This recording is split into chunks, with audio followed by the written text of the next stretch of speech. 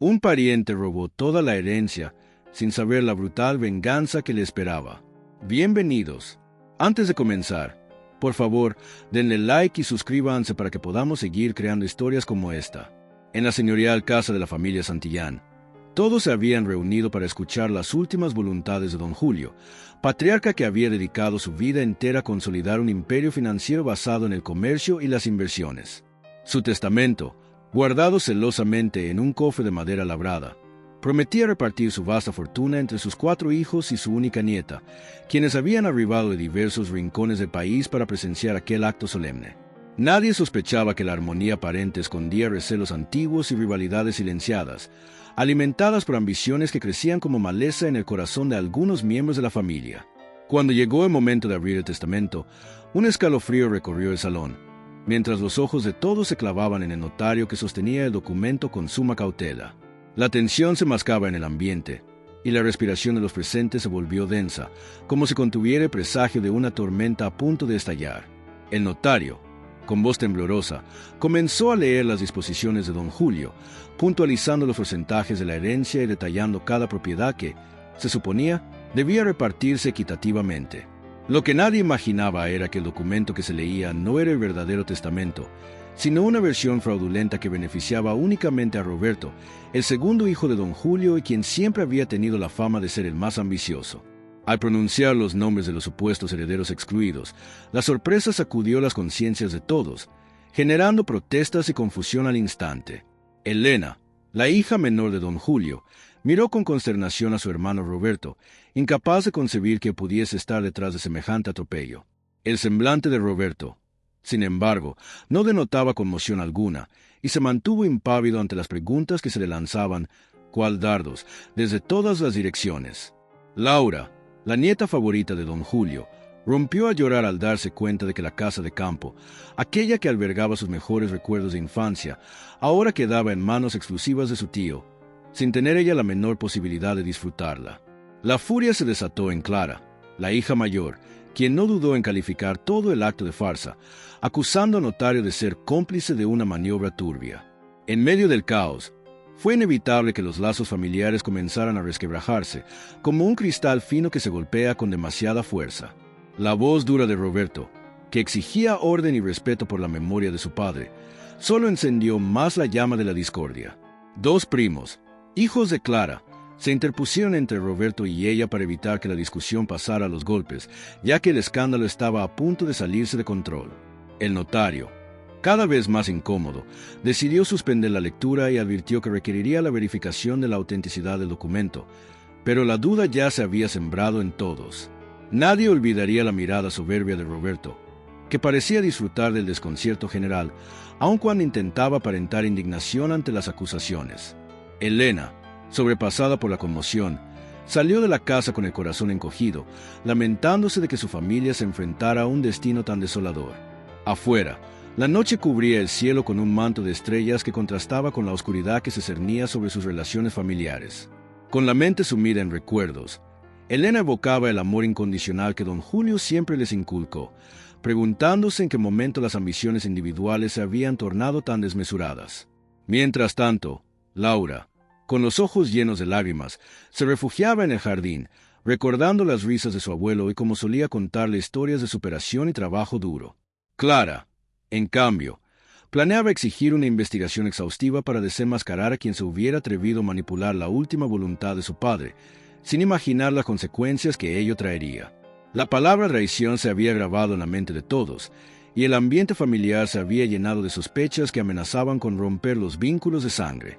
Roberto, aparentemente victorioso, se limitaba a ignorar las miradas reprobatorias de sus hermanos y sobrinos, como si no le importara haber quedado como principal beneficiario de un testamento dudoso. Con voz firme, anunció que no daría un paso atrás, asegurando que la voluntad de don Julio había sido clara y que no cedería ante presiones ni reclamos. El resto de la familia se miraba entre sí, incapaz de concebir que aquel hombre, que alguna vez se mostró amable, se convirtiera en el centro de la discordia. El notario, sintiéndose presionado, se retiró con el documento en mano, prometiendo que revisaría los archivos y sellos que certificaran la legitimidad. Entre gritos y murmullos, la mansión comenzó a quedarse vacía, y los familiares, Todavía aturdidos, se marcharon sin saber qué rumbo tomar a continuación. Esa noche, Elena no pudo dormir, preguntándose cuánto de lo que presenciaron había sido planeado por Roberto y cuánto por otros involucrados que todavía no daban la cara. El silencio que cubría la casa, otrora llena de historias compartidas, se convirtió en un eco de la tensión, anunciando tiempos tormentosos. En su habitación, Laura guardó en un cofre unas fotos familiares que la unían de forma especial a su abuelo, prometiéndose a sí misma que haría lo necesario para restablecer la justicia. Por su parte, Clara y su esposo se quedaron hasta el amanecer revisando papeles, buscando pistas que desenmascararan el engaño. Al día siguiente, la prensa local ya se había enterado de la agitada lectura del testamento y rumores sobre una posible estafa de gran magnitud empezaron a circular. Los vecinos y socios de los Santillán murmuraban entre sí, sorprendidos por la repentina fractura de una familia que siempre fue considerada ejemplar. Sin embargo, ninguno se atrevía a preguntarle directamente a Roberto qué había sucedido, pues su carácter, tan avaro como inflexible, despertaba temores velados. Elena, por su parte, se sentía traicionada, recordando cómo había confiado en su hermano y cómo él siempre había prometido respetar los deseos de su padre. Las intrigas empezaban a tejerse con hilos cada vez más enredados, y la atmósfera se llenaba de acusaciones veladas que pronto se convertirían en un fuego cruzado de reproches abiertos. Bajo aquel cielo que seguía mostrándose indiferente al dolor humano, los Santillán iniciaban un camino cuesta abajo que no tendría retorno. Tras el escandaloso anuncio de que Roberto sería el único heredero, la familia se disgregó en una búsqueda desesperada de la verdad y la justicia. Por un lado, Elena se vio inmersa en un sinfín de conjeturas y sospechas, incapaz de asumir que su propio hermano hubiese urdido un plan tan retorcido para quedarse con todo. Sentada en el despacho que había pertenecido a su padre, revisó uno a uno los documentos financieros, los testamentos previos y las actas notariales, con la esperanza de encontrar un indicio que le permitiera desenmascarar la farsa. Cada papel que examinaba le recordaba la rectitud con la que don Julio había manejado sus negocios, un hombre severo, pero justo, que nunca hubiera permitido injusticias dentro de su propia familia. La impotencia se apoderó de Elena cuando descubrió que las copias del testamento que ella recordaba ya no coincidían con lo que el notario leyó aquella fatídica noche. Las fechas no cuadraban, algunas firmas resultaban inconsistentes, sobre todo, la repartición de bienes era abiertamente injusta, un escenario que don Julio jamás hubiera avalado. Aquellas incongruencias solo confirmaban que alguien había cometido un crimen moral y legal, atentando contra los principios que su padre les inculcó desde niños. Con el corazón encendido, Elena quiso dar el siguiente paso y denunciar formalmente a Roberto, pero se dio cuenta de que la familia, en su mayoría, no estaba lista para el escándalo mediático que podría suscitarse.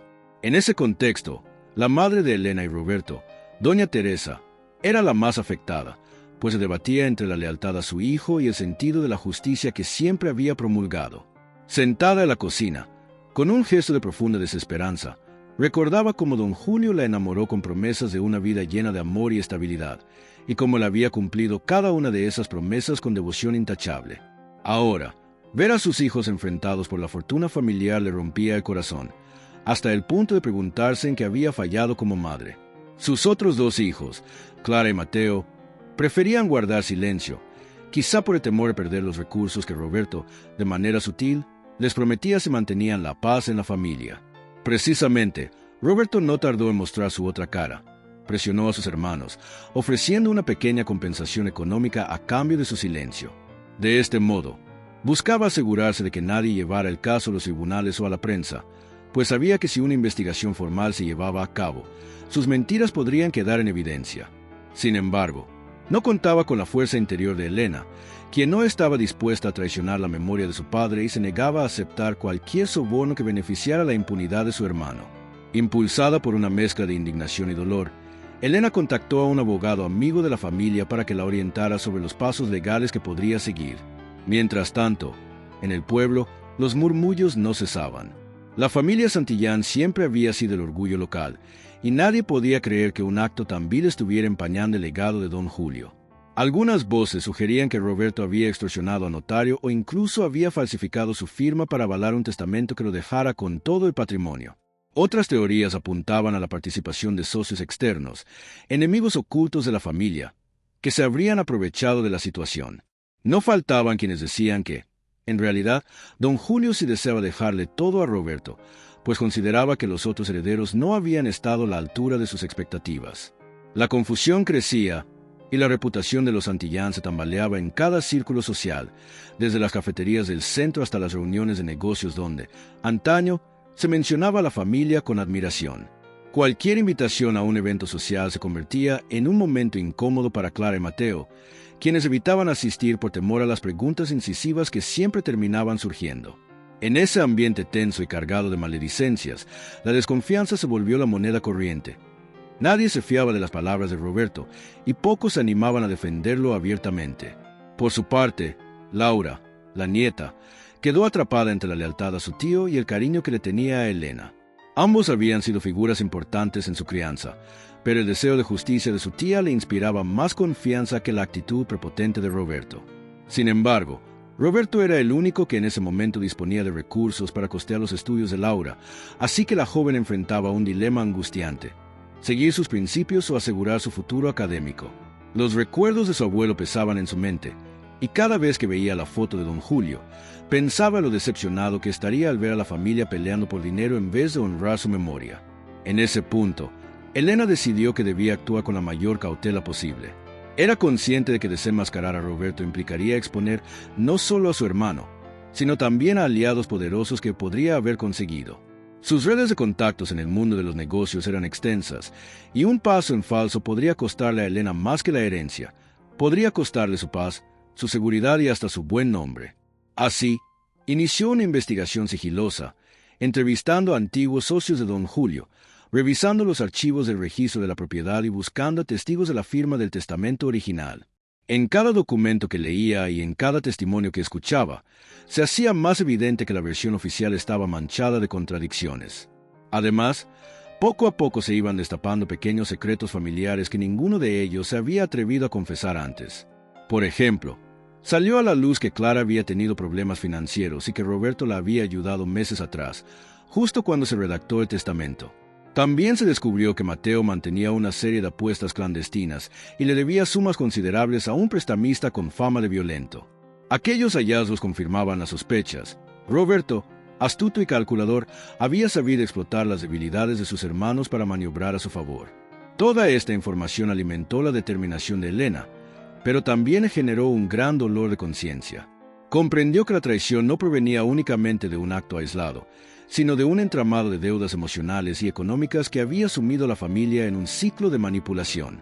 Don Julio, en su afán de inculcar valores de trabajo y honestidad, tal vez no había visto las fisuras que se habían desarrollado lentamente en el vínculo familiar. Y en ese vacío, Roberto supo posicionarse como la figura de poder capaz de controlar los hilos de la herencia. Esa noche, Elena escribió un diario personal donde volcó sus impresiones más íntimas: el dolor por sentirse traicionada, la nostalgia por la unión familiar que alguna vez existió y la rabia por la injusticia evidente. Con el diario como testigo, se juró a sí misma que llegaría hasta el final, aunque eso significara dividir aún más a los Santillán o revelar secretos que muchos preferirían llevarse a la tumba.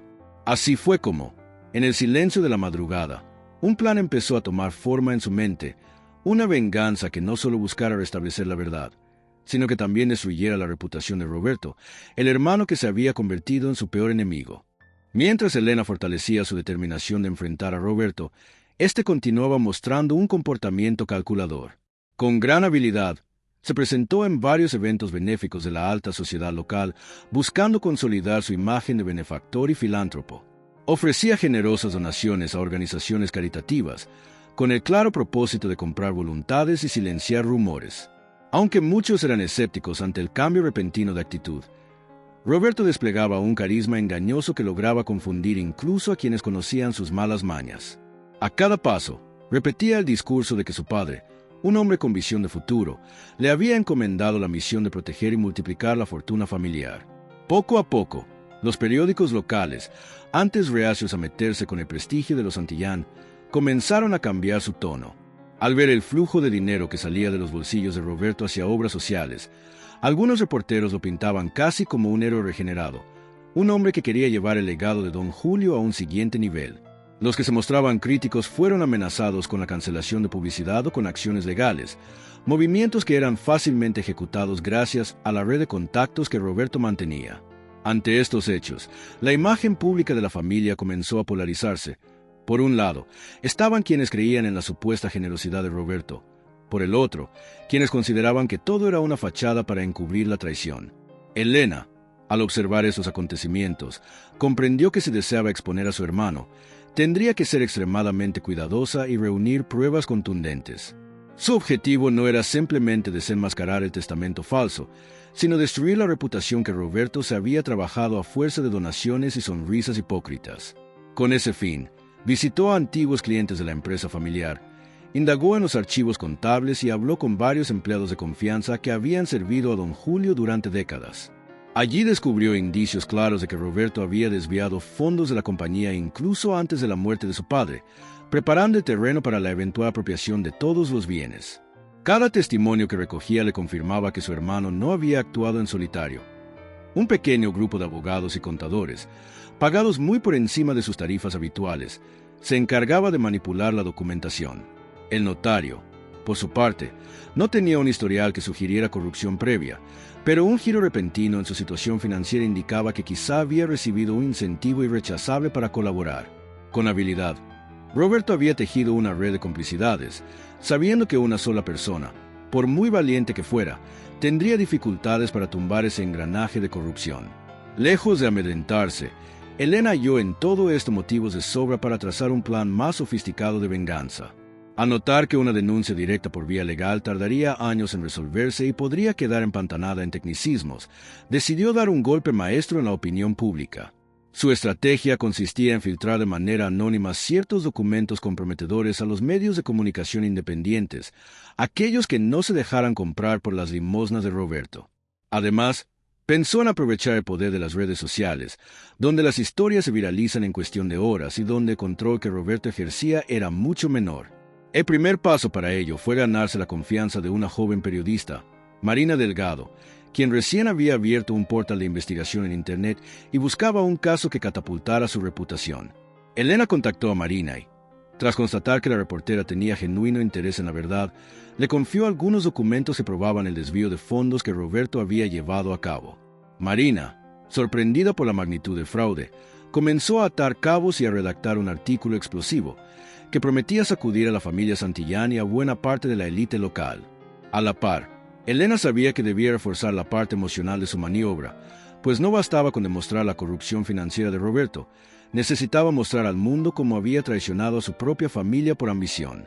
Para ello, decidió hablar directamente con varios conocidos que habían presenciado la lectura del testamento, amigos de la infancia, socios de confianza de don Julio e incluso algunos vecinos de la ciudad, que podían confirmar la actitud prepotente de Roberto.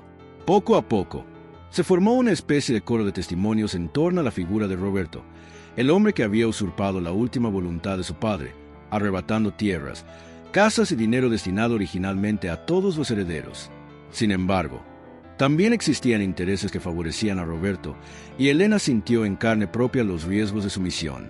Recibió llamadas anónimas con amenazas sutiles y notó cómo en más de una ocasión era seguida por desconocidos cuando salía a la calle. Parecía que alguien deseaba intimidarla para que abandonara su cruzada, pero la rabia que sentía superaba cualquier temor. La convicción de que se hacía justicia para honrar la memoria de don Julio y de que la verdad debía triunfar sobre el fraude la mantenía firme en su propósito. En el plano familiar, Clara y Mateo sospechaban que Elena estaba tramando algo, pues la veían muy concentrada en pesquisas y llamadas telefónicas a horas intempestivas. No obstante, ellos mismos se sentían atrapados. Por un lado, desaprobaban la actitud de Roberto, pero por otro, dependían económicamente de su benevolencia. Vivían en una disonancia constante, conscientes de que seguir a Elena en su cruzada podría costarles un futuro estable. Así se configuró una tensa división entre los hermanos. Por un lado, la justiciera solitaria que buscaba limpiar el honor de su padre. Por el otro, dos hermanos sumidos en la ambigüedad y el miedo, y un cuarto hermano que encabezaba la traición con arrogancia. La atmósfera en la mansión familiar era cada vez más irrespirable. La madre, doña Teresa, aparecía ocasionalmente en los pasillos con el rostro desencajado y la mirada perdida, presa de un sufrimiento silencioso. No se atrevía a confrontar a Roberto, pero tampoco podía ocultar su decepción al ver que su hija menor, Elena, actuaba en las sombras. En más de una ocasión se oyó rezar en voz baja, pidiendo que la familia recuperara la paz, sin advertir que, en realidad, la única forma de restablecer la armonía era arrancar la podredumbre de raíz. El conflicto escalaba en cada encuentro. Las comidas familiares, en otros tiempos festivas, se habían convertido en auténticos campos de batalla llenos de reproches y silencios incómodos. Roberto, sintiendo la creciente presión sobre su figura, intentaba mostrarse tranquilo, como si todo a su alrededor siguiera bajo control. Su sonrisa altiva, sin embargo, empezaba a resquebrajarse ante la mirada fija de Elena, que le recordaba que la verdad tarde o temprano sale a la luz. Así transcurrían los días, con una calma tensa que amenazaba con estallar en cualquier instante. La reputación de la familia pendía de un hilo, y los movimientos que Elena hacía desde las sombras iban tensando cada vez más ese hilo. Cuando la verdad emergiera en la prensa, nadie podría detener la avalancha de escarnio público que caería sobre Roberto y aquellos que lo habían apoyado. Y, aún así, él continuaba negando toda culpa, convencido de que la justicia no alcanzaría a alguien tan inteligente y poderoso como él. La noche en que Marina Delgado publicó el primer reportaje sobre las irregularidades en la herencia de don Julio Santillán, la ciudad entera quedó conmocionada. Era un texto minuciosamente documentado, con pruebas fotográficas y extractos de estados de cuenta que colocaban a Roberto en el centro de la tormenta. En cuestión de horas, las redes sociales ardieron con comentarios de asombro, indignación y curiosidad. Mucha gente se preguntaba por qué. Si había tantas evidencias, nadie había actuado antes. Otros lamentaban el espectáculo que la familia Santillán ofrecía, sintiendo que con ello se mancillaba la memoria de un hombre tan respetado. Roberto, al enterarse de la publicación, montó en cólera. Golpeó la mesa de su despacho y juró encontrar la forma de acallar aquellas voces que lo difamaban. No tardó en convocar a sus abogados de confianza para estudiar la posibilidad de demandar a Marina por calumnias, pero se topó con un obstáculo que no esperaba. Gracias a la red de contactos que Elena había cultivado, el reportaje había sido republicado en múltiples portales digitales y varias organizaciones de periodistas independientes estaban dispuestas a defender a Marina. Cualquier amenaza legal por parte de Roberto sería interpretada como un acto de censura, aumentando el escrutinio sobre sus negocios y su supuesta filantropía. La reacción del público general osciló entre la compasión y la furia. Mientras algunos proponían boicotear las empresas de la familia, otros sentían lástima por doña Teresa y los hermanos de Roberto, quienes se veían atrapados en el ojo del huracán mediático. La prensa local, que antes era tibia ante las acusaciones, encontró en la rivalidad entre Elena y Roberto una historia atractiva para sus lectores. Así comenzaron a surgir entrevistas, crónicas y análisis que pintaban a Elena como la heroína que luchaba por la memoria de su padre y a Roberto como el villano que no dudaba en pisotear la verdad con tal de mantener su poder. En ese ambiente enrarecido, Clara y Mateo se vieron forzados a tomar partido. Durante una tensa reunión familiar, Roberto los presionó para que emitieran un comunicado conjunto defendiendo la legalidad del testamento y desmintiendo las acusaciones infundadas. Sin embargo, Clara dudó. Había visto con sus propios ojos las pruebas que Elena guardaba, y aunque temía perder la protección financiera de su hermano, no estaba dispuesta a mentir públicamente por él. Mateo, por su parte, se encontraba en una posición aún más incómoda. Sus deudas de juego eran cada vez mayores, y Roberto no dudaba en recordarle lo que le ocurriría si la verdad salía a la luz. Ante la indecisión de sus hermanos, Roberto se tornó agresivo y amenazador. Les advirtió que, si no lo apoyaban en su versión, ellos también saldrían perjudicados cuando los tribunales intervinieran. Llegó incluso a insinuar que podría culparlos de haber colaborado en la falsificación del testamento, implicándolos legalmente si seguían desobedeciendo sus instrucciones. Aquellas amenazas asustaron a Clara y a Mateo, quienes se vieron ante la disyuntiva de luchar por la verdad o protegerse a sí mismos. Doña Teresa, completamente superada por la situación, rogó a Roberto que se retractara y buscara una vía de conciliación con Elena. Le recordó la enfermedad degenerativa que había sufrido don Julio en sus últimos meses, y cómo éste había pasado muchas noches sin dormir, preocupado por dejar todo en orden para evitar conflictos futuros. Sin embargo, Roberto, en su afán de aferrarse a la herencia, ignoró las súplicas de su madre.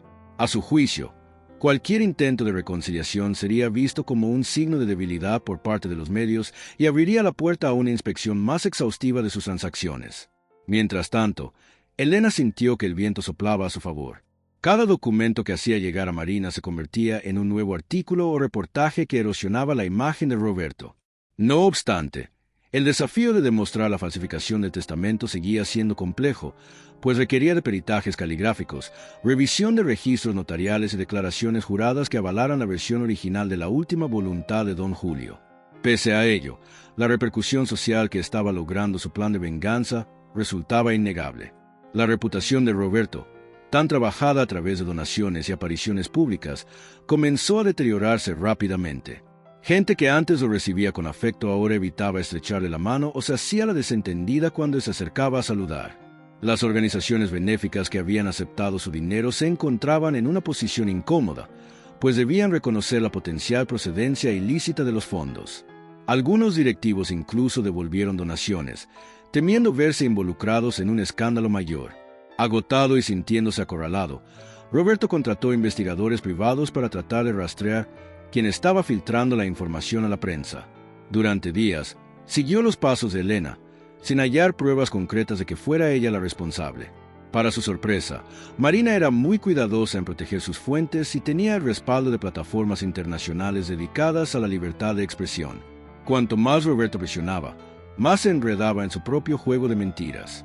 La tensión escaló hasta un punto álgido cuando, en una conferencia de prensa organizada por Roberto para limpiar su imagen, un periodista independiente le preguntó directamente si estaba dispuesto a someterse a una prueba grafológica y un peritaje de firma sobre el testamento. A pesar de que los abogados de Roberto habían planeado la estrategia para evadir ese tipo de cuestiones, la pregunta llegó tan de sorpresa que el rostro de Roberto se desencajó por un segundo.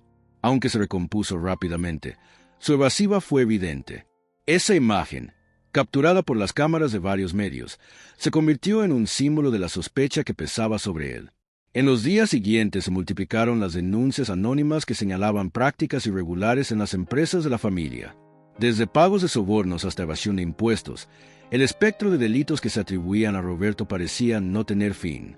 Aún así, él se parapetaba en su discurso de hombre de negocios incomprendido acusando a sus detractores de conspirar para manchar el buen nombre de los Santillán. Lo que más lo enfurecía era la certeza de que cada nuevo golpe mediático provenía de alguien muy cercano, alguien que sabía exactamente dónde golpear. Mientras Roberto acumulaba enemigos en todos los frentes, Elena continuaba moviendo hilos en la sombra. Ya no se conformaba con la destrucción paulatina de la imagen de su hermano. También quería garantizar que la justicia actuara y que se reconociera el testamento verdadero, devolviendo a cada uno de los herederos su parte legítima. En secreto, se reunió con un prestigioso bufete de abogados, especialistas en derecho sucesorio, para coordinar la estrategia legal que presentaría de forma oficial. El camino era complicado, pero si el escrutinio público seguía aumentando, las autoridades no podrían ignorar las irregularidades que iban saliendo a la luz. Las piezas de este tablero, donde la venganza y la justicia se mezclaban con los intereses personales y la manipulación, estaban colocadas. Solo faltaba un movimiento definitivo que derribara el precario castillo de naipes que Roberto había levantado con mentiras y oportunismo. Y Elena, con cada paso, se acercaba más a dar ese jaque mate que anhelaba en nombre de su padre, de la familia y de todos aquellos que habían sido engañados por el traidor. La tensión entre los hermanos Santillán alcanzó un punto de no retorno en una acalorada discusión que tuvo lugar en la antigua biblioteca de la mansión familiar, un espacio que había sido testigo de tantos momentos entrañables a lo largo de los años. Allí, rodeados de volúmenes polvorientos y retratos de antepasados, Elena enfrentó directamente a Roberto, acusándolo de haber profanado la memoria de su padre con la falsificación del testamento. Él, visiblemente exaltado, la tildó de desagradecida y aseguró que don Julio hubiese querido que todo se manejara según su criterio. La conversación, salpicada de gritos y reproches, se intensificó hasta el punto en que estuvieron cerca de llegar a los empujones. El desenlace de aquel intercambio fue la confirmación absoluta del rompimiento familiar. Roberto expulsó a Elena de la mansión, advirtiéndole que se arrepentiría de haber llevado el asunto a los tribunales y a la prensa. Elena, lejos de intimidarse, abandonó la casa sintiendo que su convicción de acabar con la farsa se había fortalecido aún más. En el jardín, frente a la estatua de don Julio, dejó escapar unas lágrimas, consciente de que el hombre que había sido su referente de valores jamás habría deseado ver a sus hijos enfrentados de aquel modo. Los efectos de la publicación de Marina Delgado seguían expandiéndose. El bufete de abogados que trabajaba con Elena presentó formalmente una demanda por falsificación de documentos y enriquecimiento ilícito. De repente, La fiscalía local se vio obligada a actuar, abriendo una investigación que ponía en jaque la posición de Roberto como único heredero. Aunque los abogados de Roberto se apresuraron a impugnar la demanda, la presión social y mediática era ya ineludible.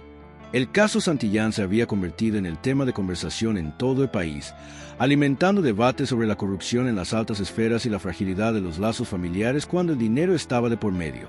En medio de ese torbellino legal, Clara y Mateo vivían en un limbo emocional. Clara, aterrada ante la idea de un juicio público, se lamentaba por no haber alzado la voz antes. Su conciencia la atormentaba cada vez que recordaba las manos temblorosas de don Julio, firmando papeles que, en ese momento, ella no había entendido. Mateo, por su parte, se sumió en una espiral de ansiedad, bebiendo de manera desmedida para ahogar las culpas que lo asediaban. Ni siquiera el silencioso apoyo de su madre lograba apaciguar el remordimiento que lo consumía día a día. En un giro inesperado, Roberto cometió un error garrafal. En un intento de desacreditar a Elena, filtró a la prensa amarillista ciertas fotos familiares en las que ella aparecía en situaciones comprometedoras con un antiguo novio. La intención era manchar la imagen de la justiciera y presentarla como alguien de dudosa moral, esperando debilitar así su credibilidad. Sin embargo, el tiro le salió por la culata cuando varios medios denunciaron la acción como un ejemplo claro de violencia mediática y ensañamiento personal. Lejos de perjudicar a Elena, este ataque sucio generó una ola de solidaridad hacia ella, intensificando el repudio social hacia Roberto. La gota que colmó el vaso llegó cuando salió a la luz un video, aparentemente filmado en secreto por un empleado de confianza, en el que se veía a Roberto jactándose de haber falsificado la firma de su padre. Las imágenes, borrosas pero contundentes, mostraban a un Roberto eufórico, riéndose de lo fácil que había sido obtener la complicidad de notario y poniendo en duda la inteligencia de sus hermanos. Aquella grabación se convirtió en la evidencia más demoledora contra él y precipitó la intervención de las autoridades con una orden judicial de comparecencia obligatoria. En cuestión de días, Roberto pasó de ser un supuesto filántropo a un posible criminal. Sus abogados se esforzaban por atribuir la grabación a un montaje y alegaban que su voz había sido manipulada digitalmente, pero los peritajes forenses indicaban todo lo contrario. Aun con los mejores asesores legales, Roberto se vio acorralado por la contundencia del material probatorio, la presión mediática y la creciente desaprobación social. Una multitud de curiosos y periodistas se agolpó frente a la mansión Santillán el día en que la policía se presentó con la citación formal. Elena, al enterarse de la inminente comparecencia de su hermano ante la justicia, sintió una mezcla de alivio y desasosiego. Por un lado, la venganza que había ansiado desde que descubrió la farsa estaba cerca de consumarse. Sin embargo, también la invadía la nostalgia por los tiempos en que la familia se unía alrededor de una mesa y compartía historias sin rencores ni desconfianzas. Pensó en su padre, en cómo hubiese odiado verlos envueltos en un escándalo que resonaba en todas partes. Pese a ello, se convenció de que el camino emprendido era el único viable. La verdad debía prevalecer, aunque dejara profundas cicatrices. Tras la intervención policial, quedó al descubierto un entramado de cuentas bancarias en el extranjero, a nombre de Roberto y de algunos testaferros, que reforzaba la hipótesis de malversación y fraude. La fiscal asignada al caso se mostró dispuesta a llegar hasta el final, advirtiendo que no habría negociación posible si se confirmaban los cargos. Mientras tanto, el notario involucrado fue citado a declarar, y en un intento por salvar su propia reputación y evitar la cárcel, confesó cómo Roberto lo había extorsionado con amenazas para que aprobara el testamento fraudulento. La revelación del notario hizo que Clara y Mateo consideraran un cambio de postura. Se debatían entre la lealtad a su hermano y la necesidad de limpiar el apellido Santillán. De pronto, los recuerdos de infancia, los consejos de su padre y el dolor de su madre los empujaban a romper el silencio y unirse a Elena. Aún así, el miedo a las represalias y la vergüenza pública siguieron paralizándolos, al menos durante unos días más. En la mansión, los retratos de la familia comenzaron a ser retirados de las paredes, pues cada vez que doña Teresa se cruzaba con los rostros de su esposo e hijos en tiempos felices, su corazón se partía en 1000 pedazos. Si los muros hablaran, contarían las discusiones, los gritos y el sufrimiento que ahora formaban parte de la rutina diaria. El eco de las risas pretéritas era un recuerdo doloroso que contrastaba con el presente plagado de mentiras y resentimientos. Llegados a este punto, la figura de Roberto estaba tan deteriorada que incluso quienes habían sido sus aliados empezaron a huir de él. Los directivos de sus empresas anunciaron retiros paulatinos, y los supuestos amigos que antes lo adulaban en las fiestas de alta sociedad desaparecieron sin dejar rastro. Acorralado, Roberto se volvió irascible, perdiendo los estribos en cada oportunidad. Solo la mirada consternada de su madre le recordaba que aún formaba parte de una familia, aunque esa familia estuviera hecha trizas por su propia ambición. Entre tanto caos, Elena permanecía estoica, guiada por el deseo de hacer justicia para honrar la memoria de don Julio. Aún así, la mujer no era de piedra. Cada vez que cerraba los ojos por la noche, la atormentaba la visión de lo que su padre pensaría de todo aquel desastre. Aún recordaba cuando, de niña, se sentaba en sus rodillas y él le hablaba con ternura sobre la importancia de la unión familiar. El contraste con la realidad actual era abrumador, pero la fuerza de su convicción le impulsaba a seguir adelante, convencida de que lo hacía por el bien de todos, aunque ahora esos todos no entendieran sus motivos. El día del juicio preliminar llegó, y con él, una atmósfera de solemnidad cubrió la sala del tribunal. Elena entró acompañada por su abogado y unos pocos familiares que se atrevieron a mostrarle apoyo, mientras que Roberto hizo su aparición con un rostro desencajado, rodeado de un séquito de abogados dispuestos a defender lo indefendible. La tensión en el ambiente se cortaba con un cuchillo, y las miradas que se cruzaban los hermanos Santillán eran un reflejo de la profunda fractura que se había instalado entre ellos. El juez, un hombre de semblante severo, dio inicio a la audiencia leyendo el expediente del caso. Había cargos por falsificación de documentos, estafa y apropiación indebida, basados en las denuncias que Elena y su bufete habían presentado. Roberto, con voz temblorosa, intentó sostener su coartada, alegando que todo era una conspiración de su hermana para quitarle control de la herencia. Sin embargo, su discurso fue perdiendo fuerza cuando la fiscalía comenzó a presentar pruebas contundentes, registros bancarios que evidenciaban movimientos sospechosos, testimonios de empleados de la empresa, por supuesto, la grabación en la que Roberto admitía su responsabilidad. El momento más impactante de la audiencia ocurrió cuando el notario, bajo juramento, narró cómo Roberto había ejercido presión para que certificara el testamento fraudulento. Con un nudo en la garganta, contó que se había dejado sobornar porque temía perder todo lo que tenía si se negaba. Sus palabras retumbaron en la sala, y fue entonces que Roberto comprendió que la burbuja de mentiras en la que había vivido se había reventado de forma irremediable. Por más que sus abogados objetaran, el daño ya estaba hecho. La imagen de hombre intachable se desmoronó ante los ojos de un juez que no ocultaba su indignación. Mientras tanto, Elena se mantenía en silencio, escuchando con atención cada declaración. Le bastaba con que los hechos hablaran por sí mismos, sin necesidad de caer en el circo mediático que rodeaba el caso. De vez en cuando, sus ojos se posaban en Clara y Mateo, quienes, sentados en la parte posterior de la sala, se debatían internamente entre la vergüenza y el arrepentimiento. Podía adivinar la lucha interna que ambos libraban, y aunque sentía cierto rencor, también albergaba la esperanza de que tuvieran la valentía de dar un paso al frente y contar la verdad. Y así sucedió. En un inesperado arranque de sinceridad, Clara se levantó para solicitar la palabra, con la voz quebrada por la emoción. Confesó que semanas antes de la muerte de don Julio, Roberto la había presionado para que accediera a ciertas condiciones testamentarias, prometiendo cubrir sus deudas y las de Mateo. Reconoció que su silencio cómplice había favorecido la manipulación del documento y pidió perdón públicamente a su padre, a su madre y a Elena. Su testimonio fue un giro decisivo en la audiencia, pues demostró que la falsificación del testamento había sido planeada con antelación y no fruto de un error administrativo, como había alegado Roberto. El juez, conmocionado por las revelaciones, ordenó un receso para estudiar la situación. En los pasillos, la prensa se agolpó para obtener declaraciones de Clara, quien, entre lágrimas, reiteró su deseo de reparar el daño hecho.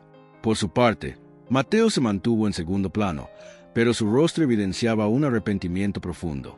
Roberto, mientras tanto, se vio más aislado que nunca. Incluso sus abogados comenzaron a barajar la posibilidad de negociar un acuerdo para minimizar la sentencia, conscientes de que el caso estaba prácticamente perdido. A pesar de la satisfacción de ver cómo la verdad salía a la luz, Elena no experimentó la alegría que hubiera esperado.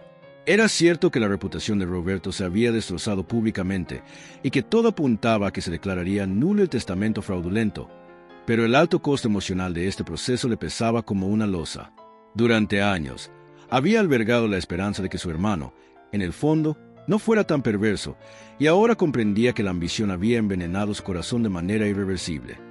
Doña Teresa, presente en la sala, asistía a los acontecimientos con un gesto de resignación. Sus canas y arrugas parecían haberse multiplicado desde que comenzó la disputa por la herencia, y sus ojos denotaban un cansancio difícil de describir. La mujer que antes solía jactarse de ser la guardiana de la unión familiar ahora se veía obligada a presenciar el derrumbe de todo lo que su esposo había dejado. En un acto de dignidad, se acercó a Elena y, con palabras temblorosas, le agradeció por haber defendido la memoria de don Julio. Fue un gesto mínimo, pero suficiente para que madre e hija se fundieran en un abrazo que encerraba una mezcla de dolor y reconciliación. El veredicto preliminar del juez dejaba claro que las pruebas contra Roberto eran contundentes. Aunque el proceso legal seguiría su curso, se declaró la suspensión temporal de sus poderes sobre la herencia y se instó a una profunda investigación de sus cuentas bancarias. El testamento original, cuyos indicios apuntaban a una distribución equitativa entre todos los hijos y a un fideicomiso para la nieta Laura, fue tomado como base para una pericia detallada. En cuestión de semanas, el tribunal analizaría la validez de los documentos legítimos y podría restablecer la voluntad auténtica de don Julio. A la salida del tribunal, la familia se encontró con un enjambre de periodistas ansiosos. Elena, tratando de mantener la compostura, emitió unas breves palabras. La verdad debía salir a la luz. Hice lo que consideré justo para honrar a mi padre y proteger a mi familia, a pesar del dolor que esto ha causado. Roberto, cabizbajo y escoltado por su equipo legal, evadió las preguntas y se limitó a subir a un auto blindado que lo alejó de la multitud, dejando tras de sí un aire de derrota que ya pocos podían ignorar. En el camino de regreso a casa, Elena sintió una extraña quietud interior. Sabía que la batalla más importante estaba casi ganada, pero también comprendía que, aun si la justicia penal hacía su parte y el testamento original se reinstauraba, la familia jamás volvería a ser la misma. Su venganza había sido efectiva, sí, pero a un costo emocional que dejaría huellas imborrables. Quizá, pensó, el precio de hacer lo correcto es mucho más alto de lo que uno imagina al inicio. En los días posteriores al juicio preliminar, la vida de cada miembro de la familia Santillán siguió un rumbo muy diferente. Roberto, pendiente de nuevas audiencias, quedó bajo arresto domiciliario con una tobillera electrónica, lo que lo obligaba a permanecer en la mansión que alguna vez consideró su bastión de poder. Inmerso en un silencio sepulcral, evitaba toda comunicación con el exterior, excepto con sus abogados y con un reducido número de confidentes que, en su mayoría, se mostraban más preocupados por resguardar sus propios intereses que por el bienestar de su amigo. Clara y Mateo, por su parte, procuraban recuperar el tiempo perdido y limpiar sus conciencias. Ahora más unidos que nunca, sostuvieron varias reuniones con Elena para crear un frente común de cara a las próximas etapas judiciales. Entre lágrimas y disculpas, le confesaron los detalles de los chantajes y promesas que Roberto les había hecho, explicando cómo el miedo y la codicia los había mantenido en silencio durante tanto tiempo. Aunque Elena se mostraba comprensiva, también aclaró que la herida era profunda y necesitaría más que palabras para cicatrizar. En medio de este ambiente de transición, Laura, la nieta de don Julio, resurgió como un símbolo de esperanza. Con la perspectiva de que se restableciera el testamento original, la joven sintió que finalmente podría retomar sus planes de estudiar en el extranjero, siempre y cuando la justicia confirmara su parte legítima de la herencia. Sin embargo, más allá del dinero, lo que más ansiaba era volver a la casa de campo y sentir la presencia de su abuelo en cada rincón. Las historias que él contaba sobre superación y honestidad resonaban ahora con una fuerza renovada, impulsándola a querer honrar su memoria con su propio esfuerzo y dedicación. Entretanto, Elena tomó la decisión de contratar a un especialista en salud mental para que acompañara a la familia durante este duro proceso de recomposición. Sabía que, más allá de las formalidades legales, todos necesitaban un espacio para expresar sus miedos, rencores y culpas. Así, se inició una serie de sesiones de terapia familiar donde, por primera vez, pudieron poner en palabras todo lo que habían callado durante años. Aunque Roberto no asistió a estas sesiones, su ausencia se convirtió en un tema central de discusión, generando reflexiones sobre cómo la ambición había sembrado la discordia. La mansión Santillán, que en otros tiempos resplandecía con fiestas y celebraciones, ahora lucía sombría. Las visitas se reducían casi exclusivamente a los asesores legales y a los oficiales de justicia, que entraban y salían con documentos en mano. Doña Teresa pasaba gran parte del día en su habitación, evitando encontrarse con Roberto, que se recluía en el despacho principal. Entre aquellos muros, El ambiente era tan denso que a veces faltaba el aire, y los viejos retratos familiares seguían guardados en cajas, como si fueran fantasmas de un pasado que ya no podía volver. Mientras tanto, el proceso judicial avanzaba con la incorporación de peritajes clave. El análisis caligráfico confirmó que la firma de don Julio en el testamento fraudulento era falsa, un hallazgo que prácticamente sepultó la estrategia de defensa de Roberto. A raíz de esta evidencia, la Fiscalía formalizó la acusación de falsificación de documento público y estafa agravada. Con cada nueva pieza de información que salía a la luz, el cerco legal se cerraba más sobre Roberto, quien reaccionaba con episodios de furia que terminaban por alienar a las pocas personas que aún le eran leales.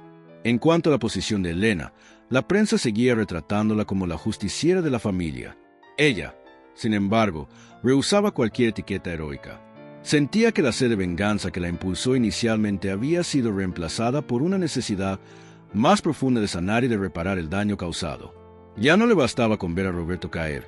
Deseaba que, de algún modo, la familia pudiera encontrar un nuevo equilibrio, aunque fuera bajo circunstancias adversas y llenas de cicatrices.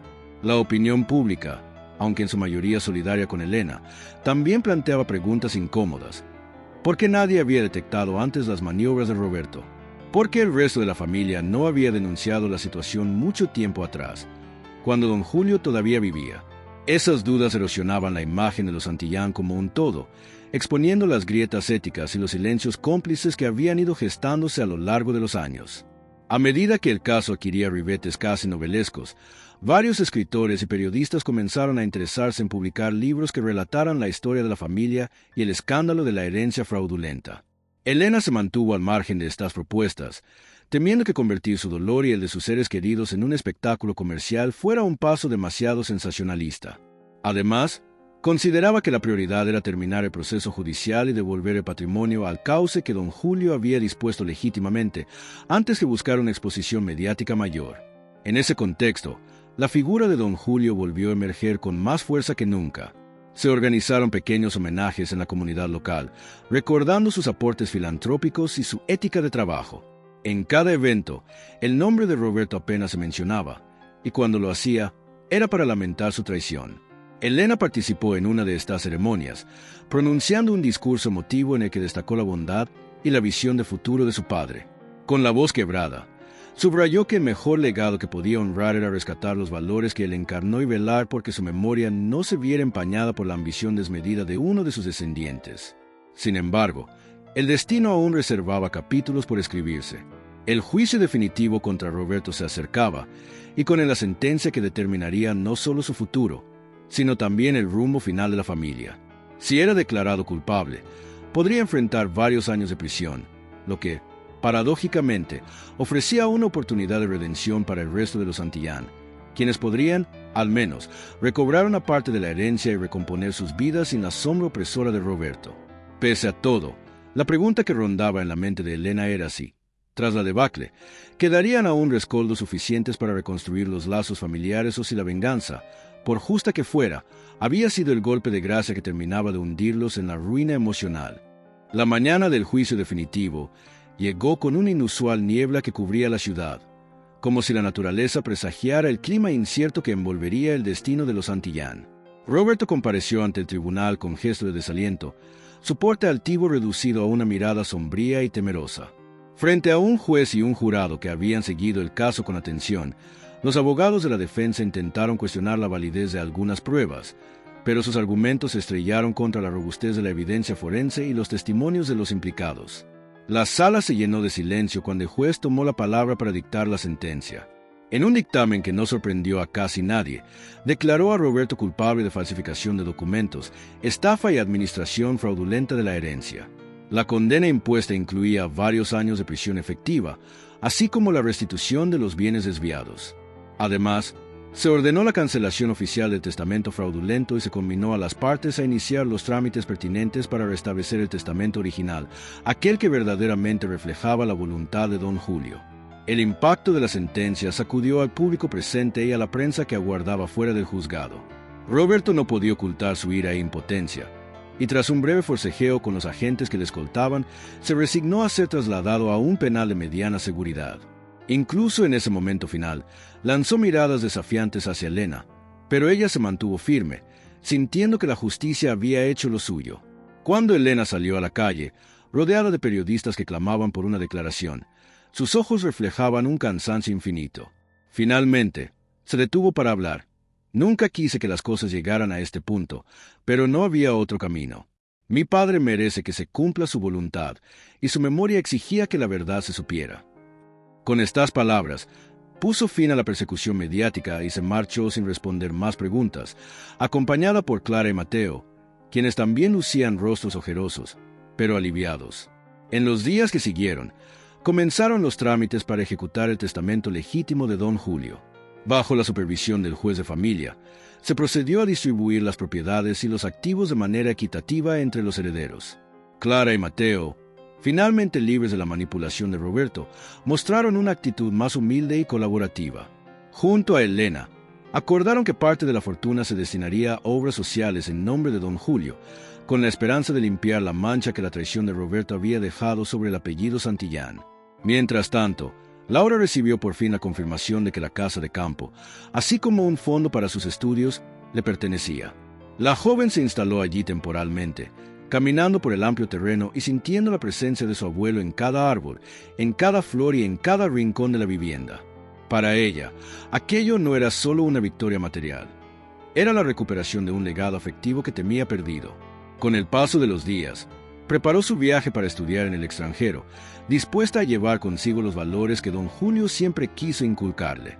Pese a que la distribución de la herencia se resolvió, el vacío emocional en la familia era evidente. Clara y Mateo buscaban la forma de reconstruir puentes con Elena, pero eran conscientes de que la confianza y la cercanía no se recuperarían de la noche a la mañana. Por su parte, doña Teresa, sumida en una tristeza profunda, cerró temporalmente la mansión y se trasladó con Clara, esperando encontrar un poco de calma en un lugar menos cargado de recuerdos dolorosos. La terapia familiar continuó, aunque el asiento reservado para Roberto siguió vacío. Elena, liberada de la presión que la había acompañado durante meses, experimentó una sensación agridulce. La venganza que había imaginado en un principio, aquella que consistía en ver a Roberto humillado y arruinado, se había consumado en gran medida. Sin embargo, también había entendido que el verdadero motor de su lucha había sido restituir la dignidad de su padre y, en última instancia, proteger a su familia de un tirano interno. El costo había sido altísimo, pero en su fuero interno sabía que, de no haber actuado, habría traicionado los principios que don Julio le enseñó. Con el paso de las semanas, los medios perdieron interés en el caso, y un nuevo escándalo ocupó los titulares de los periódicos. La familia Santillán quedó con las secuelas de un suceso que nadie olvidaría, pero también con la oportunidad de reconstruirse sobre bases más sólidas. Dedicaron una ceremonia íntima para colocar una placa conmemorativa en la casa de campo, recordando los valores de trabajo y honestidad que don Julio siempre representó. Fue un momento catártico en el que cada miembro de la familia depositó una flor y un mensaje de reconciliación. Roberto, mientras tanto, inició su condena en la cárcel con la esperanza de apelar el fallo. Aunque algunas voces sugerían que podría reducir su pena con buen comportamiento y los recursos de sus abogados, la mancha en su reputación era imborrable. El prestigio que había disfrutado se había disuelto como el humo, y en su soledad carcelaria, tuvo tiempo de sobra para reflexionar sobre la cadena de decisiones egoístas que lo llevó hasta ese punto. Se dice que, en privado, escribió largas cartas a doña Teresa pidiendo perdón, pero su madre nunca confesó si las leyó o las rompió en pedazos. Así concluyó la historia de una familia que se vio dividida por la codicia de uno de sus miembros, pero que también halló en la adversidad la ocasión de rescatar el verdadero legado que don Julio quiso dejarles. La mansión Santillán, símbolo de grandeza-poder, quedó en silencio, pero en ese silencio resonaban con más fuerza las lecciones aprendidas. La unión, el honor y la justicia valen más que cualquier fortuna. Y aunque las heridas tardarían en cerrar, al menos quedaba la certeza de que se había hecho lo correcto, y de que la memoria del patriarca, al fin y al cabo, podía descansar en paz. Si te inspiró esta historia, no olvides dejar tu comentario o compartir este video para que más personas puedan descubrir el poder de creer en sí mismos y en los demás. Gracias por acompañarnos y hasta la próxima.